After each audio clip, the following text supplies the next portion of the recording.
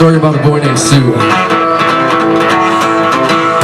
Well, my daddy left home when I was 3, and he didn't leave much to old ma and me, just this old guitar and an empty bottle of booze. Well, I really can't blame him cause he run him hid, but the meanest thing that he ever did was before he left, he wouldn't give me the name of Sue.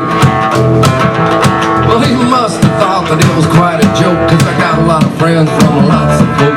Seems I had to fight my whole life through. Yeah, some girl giggle and I'd get red, and then some guy'd laugh and I'd bust his head. Let me tell you, life ain't easy for a boy named Sue. But I grew up quick and I grew up mean. My fists got hard, my wits got keen. I roamed from town to town to hide my shame. And I made me a vow to the moon and stars that I'd search the honky-tonks and bars and kill that man who gave me that awful name. Well, it was Gatlinburg in mid-July. I just hit town and my throat was dry. Figured I'd stop and I'd have myself a brew.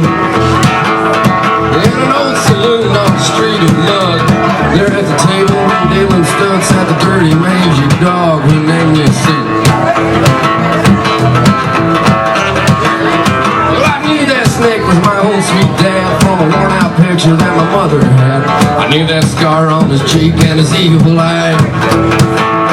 Well, he was big and bent and gray and old, and I looked at him and my blood run cold, and I said, "My name is Sue.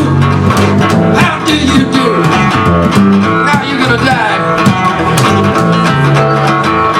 And then I hit him hard right between the eyes, and he went down, but to my surprise, he come up with a knife and cut off a piece of my ear.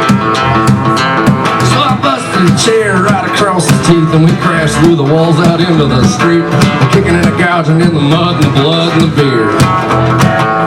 Well, I tell you, man, I fought tougher men, but I really can't remember when. He kicked like a mule and he bit like a crocodile. Well, he started to laugh and then he started to cuss, and he went for his gun, but I pulled mine first. He stood there looking at me and I saw him smile.